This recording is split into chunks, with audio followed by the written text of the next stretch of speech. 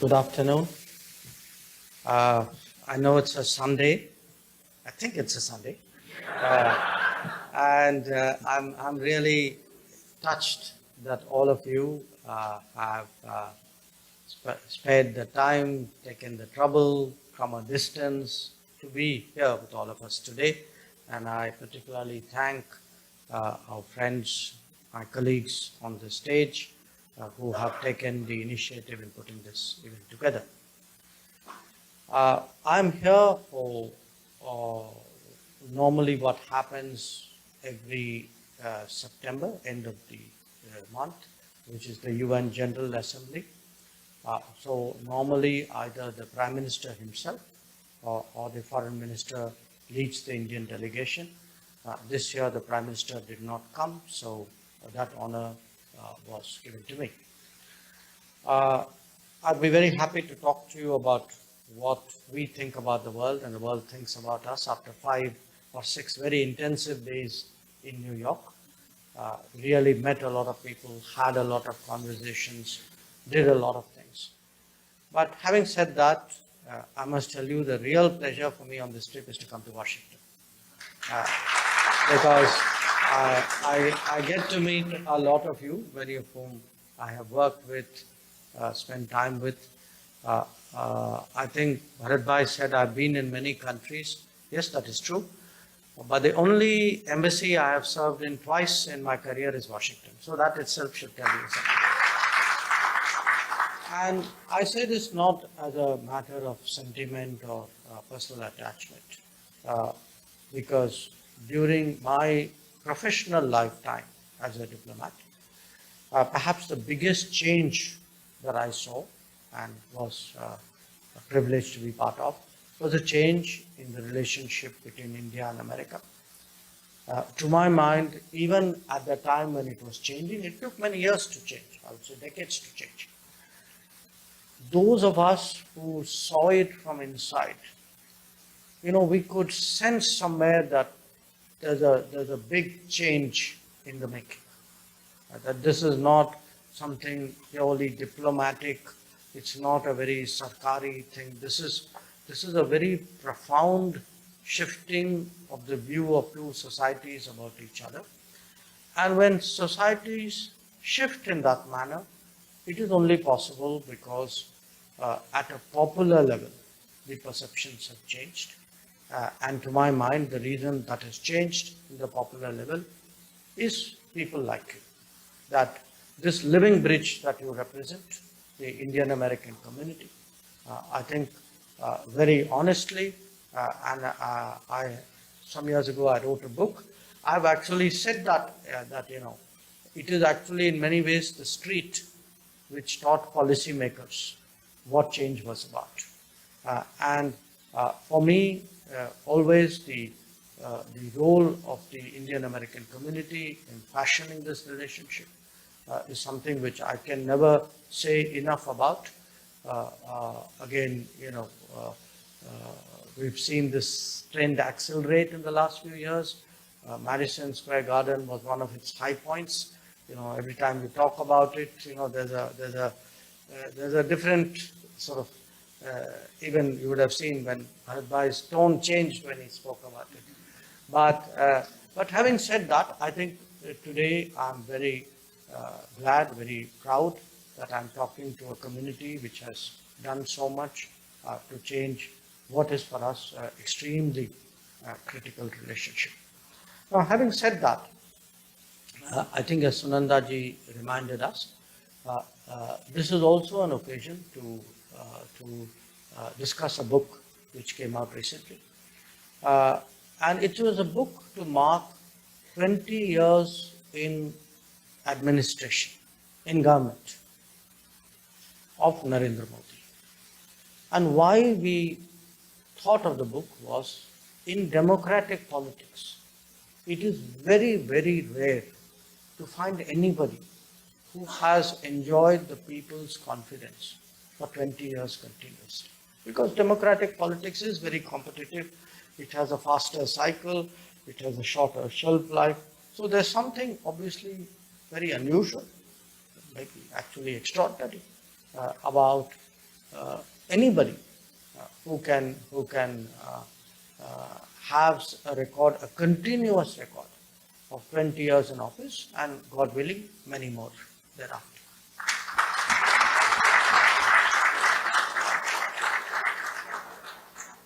Now, when the people who came up with the book idea put a group together, my understanding was that they did not want this to be a routine exercise, getting people to say good things. It's like a formality almost. So they did two things. One, they looked for a very broad, very diverse set of people to write. So if you look at it, the book, there are only two politicians, myself and Amit Bhai. There's one other person from the government, Ajit Doval. Everybody else is from a different domain. There are business people, there are authors, there are philanthropists, there are technologists, there are eminent doctors, there are people in the country, there are people outside the country.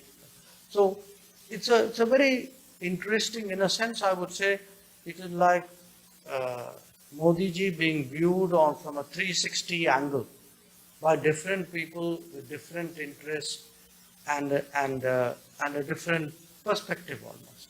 And that makes it really a very, very interesting book.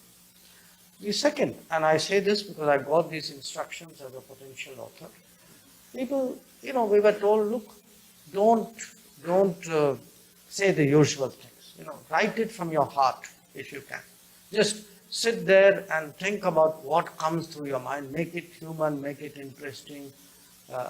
Pen your thoughts, and most of all, put this in a perspective. This is not a memoir, it's not anecdote, though it contains personal recollections of people. But put Narendra Modi in the context of the change in India which he is leading, but of which he is also a very, very powerful symbol. So that is the manner in which we approach this book. So what I would like to do today, if you all agree, is really read out for you. I normally do 2-3 readings, short readings from different chapters. Somewhere I end up with my own chapter. I think people feel that is necessary. But today I would also like to read a segment from what Bharat Bhai has written. But I start with someone, I think, whom every Indian would identify with, and that is Lata Mangeshkar. Right? So, this is what Lata Mangeshkar has to say about Narendra Modi. By temperament, Narendra Bhai is not what we conventionally imagine of a politician. From my various conversations with him, I sense that his pursuits are different. He has no attachment to power. His goal is larger, to be able to do something for the people of India. His passion lies in the fact that he wants the growth story to be meaningful for every person in our country. In India's history, the name of Mahatma Gandhi is etched in golden letters because he turned the entire freedom struggle into a mass movement. He motivated every citizen to think that any action that they would do strengthens India's resolve for freedom. In the same spirit, Narendra Bhai is turning India's development journey into a mass movement. He is connecting every Indian citizen to this goal. Then she goes on to say, in the past 7 years, he has brought in several unique initiatives aimed at removing poverty and suffering. Due to his efforts, the poor have got bank accounts, social security, homes, electricity, water. It is a testimony to his hard work that he's been given yet another sweeping mandate by the people in 2019. I can say with confidence that the world is talking about his governance. And I can certainly reaffirm that as a foreign minister of India. Now, I give you a very different side, different dimension, from a very different person. Many of you would have heard of Amish Tripathi. If you haven't, please ask your children. They surely would have heard. Huh? So he is one of the most popular writers in India. He writes a lot about, historical, mythological, uh, cultural, civilizational sort of fiction, or you can say epics. So uh, it's a kind of a very interesting literary space that he occupies. He's also currently the head of our cultural center in London.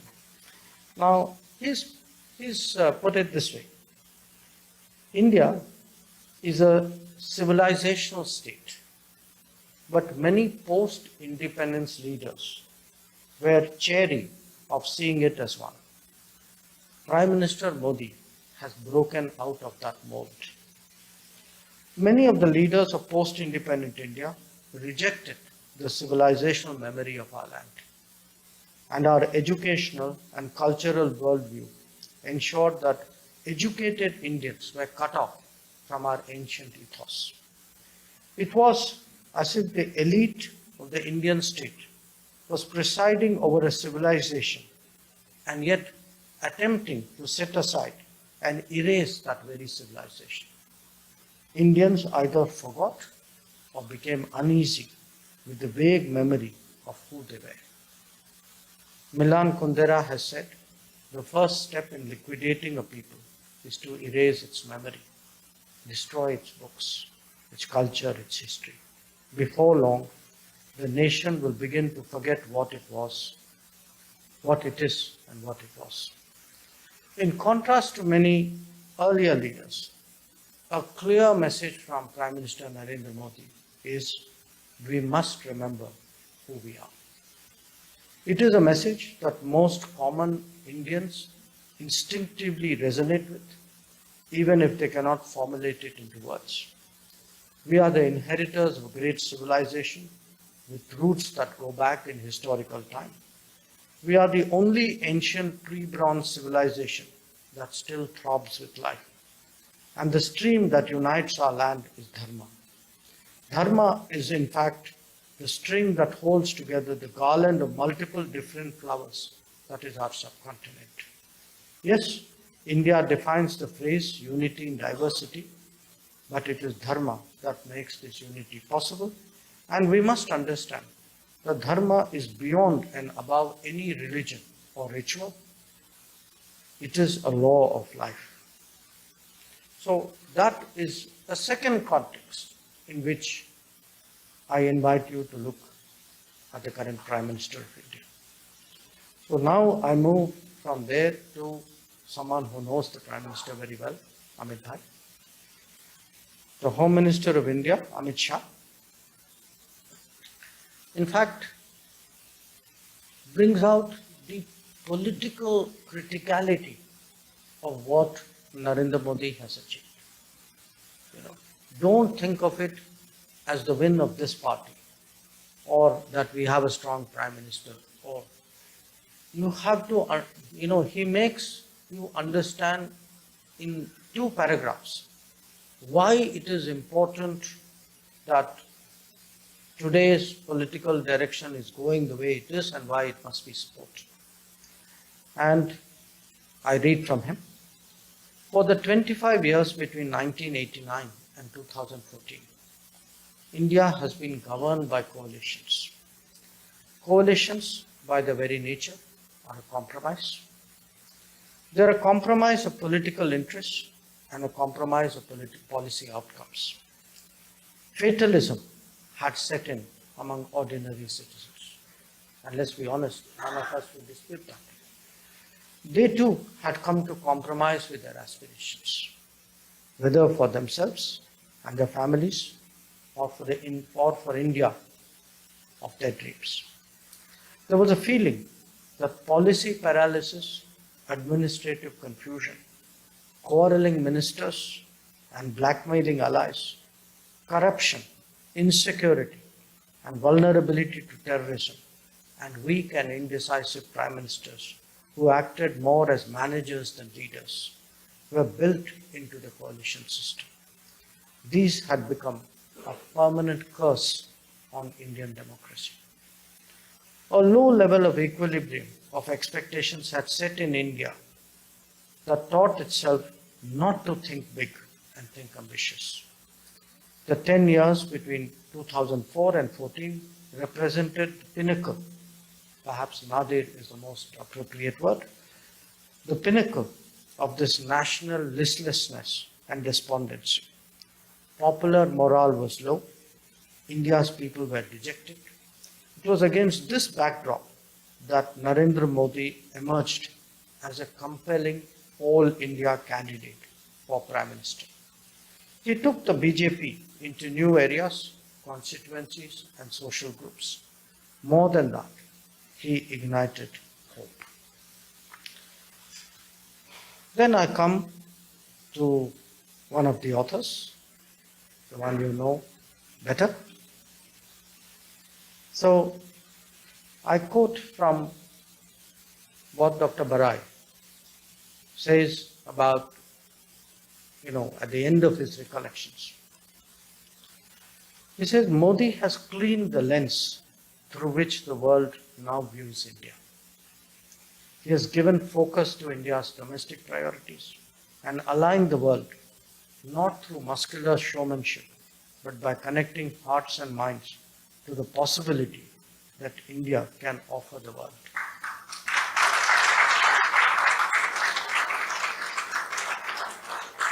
He has, in many ways, single-handedly changed the rules of engagement.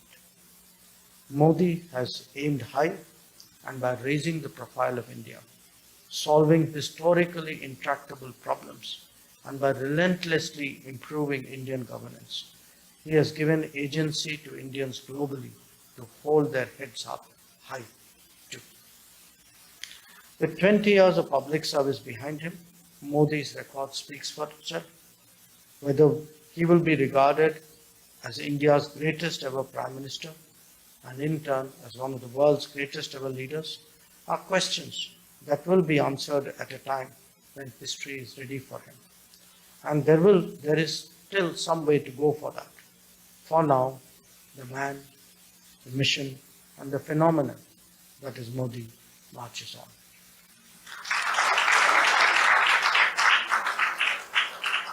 Now, in a similar vein, but without his expressiveness, I have tried to cover the same ground, but from a much more practical perspective of someone who has traveled with him, seen him on foreign stages, participated in his interactions with foreign leaders.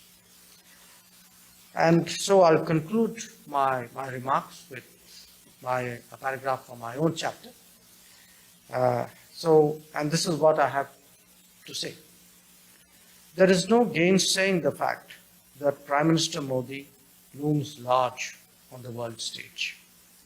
Definitely, his policies and initiatives have had their impact. But there is also a personal respect that influences the attitude of others. Peers perceive him as quintessentially Indian and respond accordingly. His language, his metaphors, his appearance, his mannerisms and habits, they define a persona that the world has now come to recognize. I recall how fascinated American leaders were about his fasting habits during the 2014 visit, or the interest that Europeans showed in his yoga routine. A large element of this is also the manner in which the Prime Minister carries himself. Not just that, he is equally enthusiastic about sharing India's traditions and customs with his interlocutors. His own intuitive feel for diplomacy also led him to find connects between foreign countries and their leaders with India. Shaping the narrative is always a challenge in the quest for change. Departures from the past are ready targets for criticism in the name of political correctness. Prime Minister Modi has faced more than his fair share of attacks. They could be on his efforts to remedy historical wrongs, disregard vote bank politics, and consolidate national unity. Or at the other extreme, the fact that he chose to elevate mundane issues like toilet shortages and firewood usage to the level of a national debate. In a globalized world, it is also inevitable that these conversations would spill beyond our borders. Having weathered many storms during his chief ministership, he is obviously dealing with them with his characteristic confidence. But these discussions also drive home the need for Indians to have an adequate say in the global discourse. So, thank you for your patience. First say that G20 is one body which comprises of both the most advanced nations in the world, that is the G7, plus emerging markets. Is a grouping which comprises about 85% of the global GDP. It comprises of about 78% of the global trade, 2/3 of the population, and almost about 95% of the patents and innovation are done in G20 countries. It's important because the United Nations is too large a body. It's not able to find solutions in today's complex world. G7 is too elitist.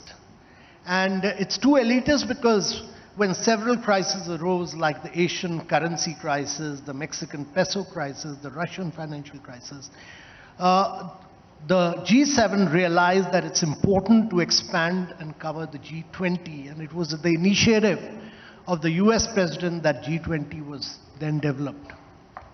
So G20 is one body which is comprising of both advanced and emerging markets, and they are able to find very critical solutions to issues of economic growth, financial progress, social inclusion, many of these issues. The challenges are enormous. The challenges are enormous because by the time India takes over presidency, you will see that growth would have slowed down. There would be recession in several parts of the world.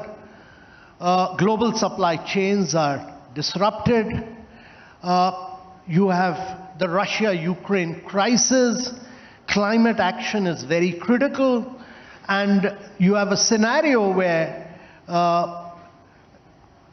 growth with climate action and growth with equity, because SDGs, COVID has taken education, health, nutrition, all of them have regressed, they've not progressed. So the 2030 agenda of sustainable development goals, the world is way behind, you have to accelerate progress. So all these are challenges. And to the third point which you said, that unlike G20 is held in many other parts of the world, the Prime Minister is determined to make it into an event where the citizens of India are active participants, and therefore he's decided that G20 events would be held in every single state, every single union territory of India, and that would mean that the citizens of India and the states of India, the union territories of India, would be very active participants in both substantive issues as well as issues relating to participating in cultural fairs and in participating in handicrafts, exhibitions, many other ways where they would be very big stakeholders in this process. Excellent. It would also give Arnab and his colleagues in the media some reprieve. For the last 8 months, we've been discussing G23. Now we'll at least focus on G20. But I want to come to the demystification part of it, and when you talk about events for the public and for the people. It's very important, and I have to say this as an outsider, I hate all political parties. What has happened in the last 8 years are three things. A, there's a pride about being Indian without the arrogance. And the pride is substantiated by data points that you mentioned, data points that Mo mentioned earlier. And you can see visible progress. It's a government that works hard. The second, which is a reality, is that the government has great individual communicators, but somehow the overarching communication of the government is poor, it's weak. The international outreach is weak. There's criticism, misplaced, not misplaced, but I think that needs some work. The third, which you very rightly mentioned, I generally believe that G20 is a great branding exercise for India, Indians and Indianness. What are your views on that? So Sohail, this is a unique opportunity. Firstly, it's a unique opportunity for every single visitor who comes to India to go back spiritually invigorated, mentally rejuvenated, and physically elevated as an Indian. He must go back being an Indian. That's important. The second important point is that it's also important to build the India narrative. A lot has been done in the last 7-8 years. And it's important to point out to the world that we've created digital public goods of the kind, building up individual identity, fast payments, consent-based empowerment on digital data, CoWIN, FASTags, the kind of digital public goods we've built up, we've demonstrated to the world that the digital public infrastructure, all the innovations have come from an emerging market and not from an advanced market, as distinct from the big tech innovation model of US and the GDPR market of the Europe, where privacy was there but innovation was killed. But India has combined innovation with privacy, and therefore huge amount of we are far more digitally advanced. We do 7x of digital payment of what United States, Europe and Canada do together. We do 3x of what China does in digital payments. It's also important to point out that we've done some remarkable work on infrastructure. We've provided piped water connection to 81 million houses. 81 million houses under the Jal Jeevan mission, which is like providing water connection to every single citizen of Brazil. We provided 30 million houses under the Awas Yojana, which is like providing house to the entire population of Australia. Entire population of Australia. And we've done 50,000 kilometers of roads, which is like building roads all through the European Union. Now, these are very major achievements in the last 7 to 8 years of this government, which need to be highlighted and pointed out to the world that there has been a radical transformation in terms of housing, in terms of electricity, in terms of providing LED bulbs, in terms of a huge transformation that has taken place. So I'm a great believer that the story of India has just begun. It is not just the decade of this is not just the decade of India, but this is going to be India's century in the coming years. So, this is exactly what I was alluding to. People buy benefits. Brands are all about benefits. You don't buy Colgate, you buy the whitest teeth. You don't buy Surf, you buy the whitest wash. What you're saying has a duality in terms of the narrative. All the things that you talked about have actually transformed India and are transformational for the world to see about India. My personal view is that this is the narrative that now needs to be played out. We need to somehow wrap this in quasi-emotional speak. Like, for instance, what you just said about Brazil, providing drinking water to every citizen of Brazil. The giganticism of the task that this government has undertaken and achieved is not known. Because our media, other than Republic, of course, is so busy worrying about, contentious issues on a daily basis. I don't blame them. But some of these stories have not found their way either in the Indian narrative within India or in the narrative about India in the West. How do you believe this is going to change? Because I know you've done remarkable work with Incredible India, where you got partners. I remember many, many years ago doing this phrase where Amitabh was also there. I wrote something called India Everywhere for Davos. If you remember, at that time we took buses, we took hoardings, we took everything to let the world know. Now today you're going to have 20 of the world's leading, most powerful leaders coming into India. What's that narrative going to play out before and after think? So Sohail, 2 points on that. One is that you will have all the top leaders, the finance ministers, the external affairs ministers, the central bank governors, the Sherpas, everyone in India. It's very important to put out data points. Talking in generalities doesn't help. Quite often we talk in generalities. We should actually put out with clear facts and figures the transformation that has taken place. Secondly, we must get, like I ran a program called the Aspirational Districts of India, which covered the most backward, 115 of the most backward districts of India. In 3.5 years' time, we transformed them simply because of data points. We got real-time data, we put the ranking in public domain, the districts competed, and all the aspirational districts, simply because of data and real-time data and competition, transformed themselves. Because we were naming and shaming them on outcome basis. This government has moved away from physical and financial achievement, and I've been 42 years in government, so I've worked with different governments. The earlier governments used to work on physical and financial achievements. This government has moved to outcomes and outputs. And therefore, these outcomes were put out in public domain, and we were naming and shaming the collectors, and because it was naming and shaming, and public data was being put out in public domain, they were able to then compete and transform 22% of India's population at the grassroots level.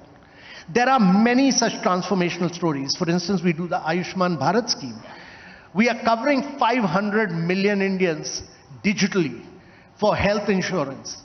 500 million Indians means more than the population of USA and Europe put together. Now, that is the transformation. You can be in Bihar, moving to Tamil Nadu, you'll carry your health insurance with you. Now, this is transformational. You've heard about the Obama healthcare and how it failed.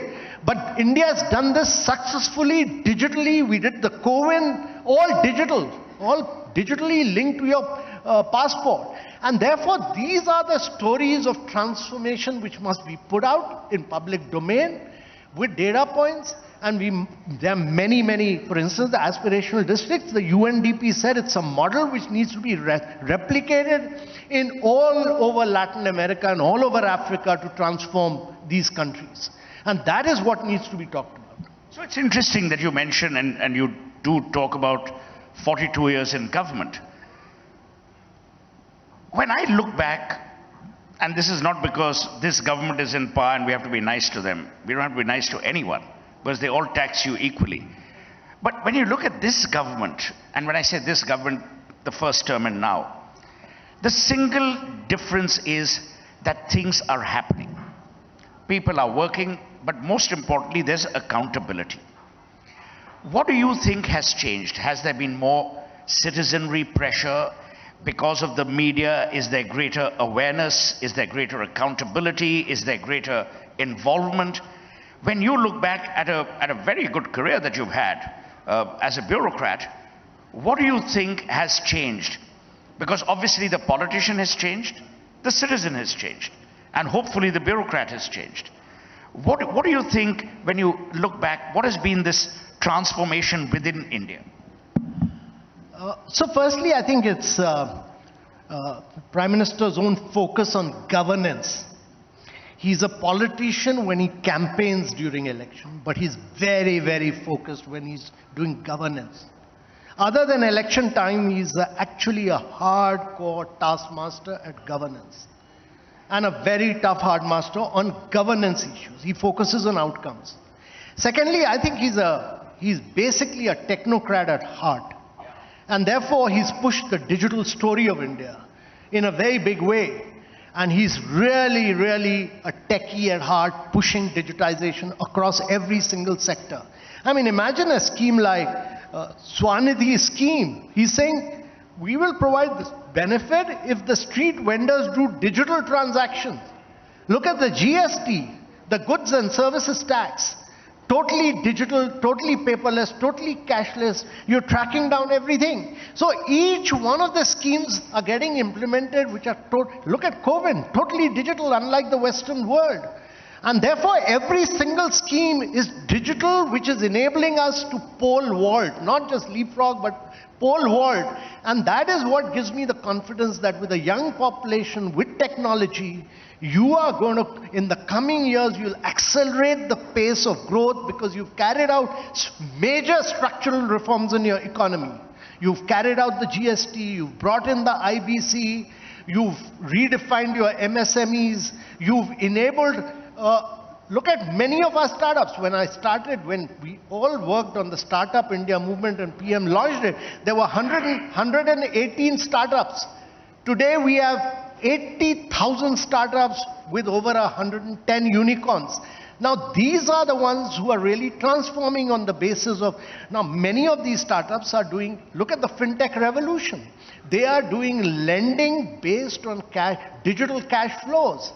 Many of them like Zerodha, etc. are doing wealth management and creation. Look at Digit and Go Digit, all of them are doing insurance. When I was in Kerala, I was an officer working in the traditional fisheries sector. My job was to transform the lives of traditional fishermen. So we gave them outboard motors, we gave them new fishing crafts, we gave them new fishing nets, but opening them bank accounts because they were prone to drinking. Trying to open their bank account used to take me 9 months. Today we open a bank account in less than 1 minute. That has been the transformational story of India. From 9 months to 1 minute.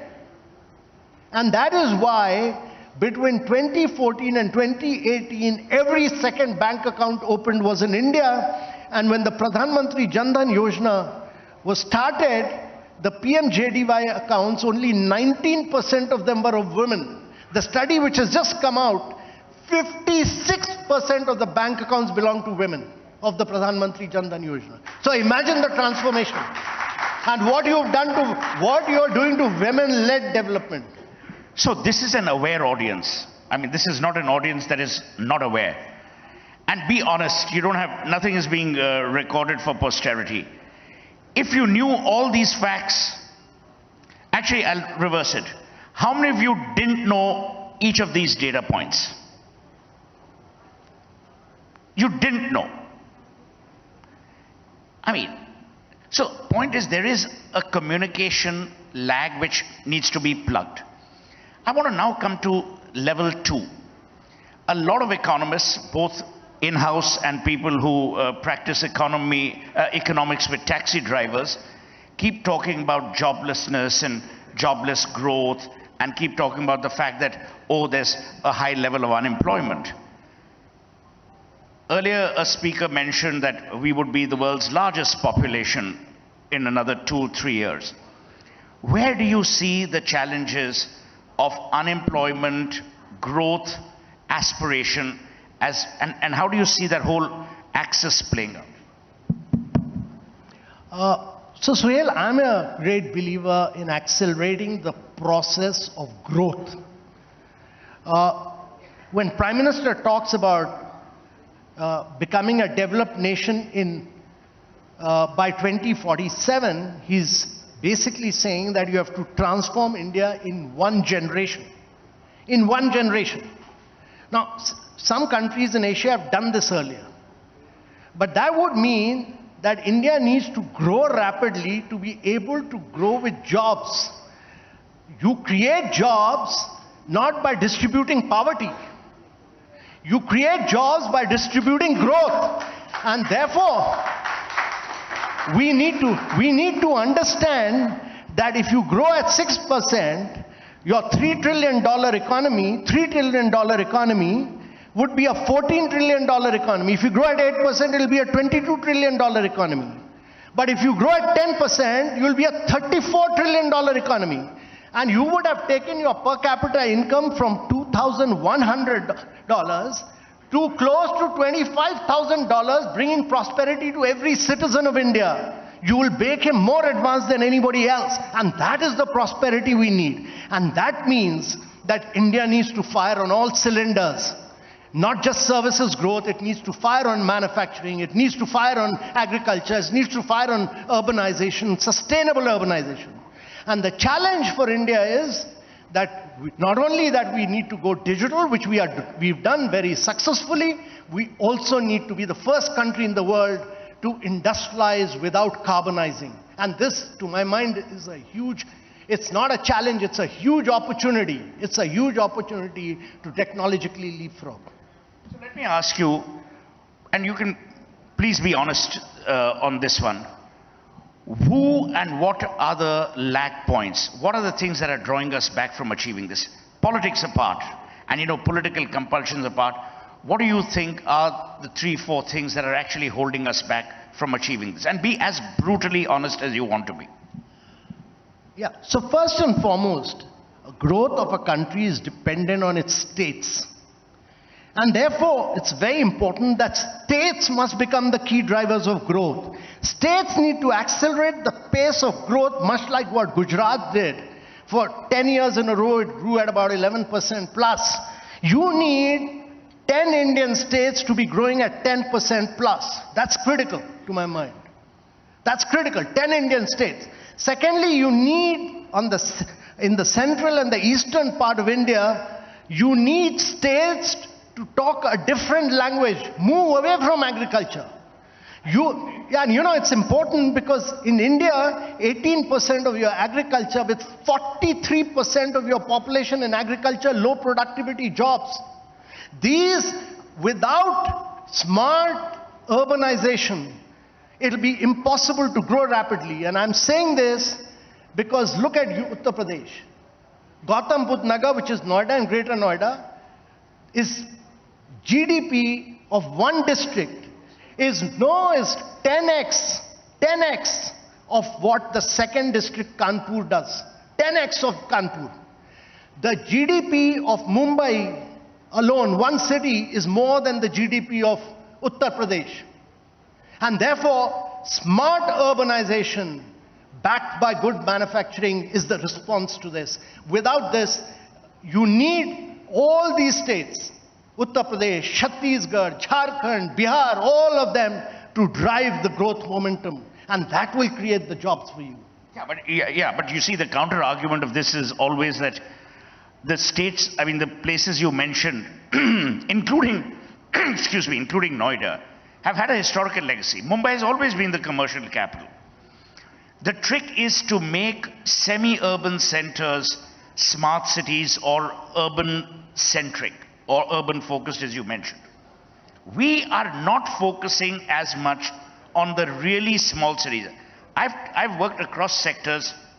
The Coimbatores of the world, the Ludhianas, have always generated a huge amount of revenue. But we need to spread that goodness. The antecedents, for those of you who are from Bengal, the antecedents of the Naxalite movement began because there was migration from rural to urban because of a paucity of jobs. So one point is obviously states. But Amitabh, states will always have political compulsions. Some people, and it's really tragic, I don't want to mention names, some states, at the cost of their own citizens, are opposing goodness for just petty partisan political reasons. That's not going to change in a hurry. So the point about that is that good economic growth and good governance must become good politics. Absolutely. And I think, to be fair to Narendra Modi and to be fair to a lot of state chief ministers, they are recognizing today that ultimately people want food on the table, a dignity of livelihood, and something to be aspirational about. I want to wind down and ask you, I think we have 5 more minutes, to ask you the last question. After G20 is over, and I know we will have a stunning presidency, because everything will hopefully fall in place. I can see the infrastructural part develop. I can see the processes develop. The digitization of India has been more than remarkable. When you look back at the next 2-3 years, because 5 years is too long a horizon, what's the India you dream of? Because you've been part of that incredible India, no pun intended. You've been part of that incredible India's journey. So when you actually demit office at the end of your presidency and move into yet another government appointment, which I'm sure will come your way because you've been good at it, where do you see India in the next 2-3 years? So Sohail, first of all, it's important for every Indian to look at a much longer perspective rather than just 2 to 3 years. And it's important, I would say 3 decades. Prime Minister has defined it as 2047. India needs to do a 9 to 10% rate of growth year after year, year after year, year after year. This would require, much like what Prime Minister has aimed at, a huge amount of structural reforms on a constant basis. It would require massive productivity enhancement. It would require a huge focus on massive use of going digital and going green. And it would require a huge focus on getting into sunrise areas of growth.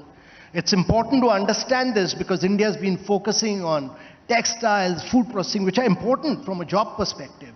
But we must understand that the sale of mobiles is more than the sale of automobiles today. So you have to get into renewable, you have to get into battery storage, you have to get into electric mobility, you have to make the quantum leap forward in all these artificial intelligence and machine learning. And these are the areas which will spur your growth rate to high levels and create completely new jobs, because I think we must understand one thing, that India will be accounting for 25 to 30% of the skilled manpower of the world by 2047.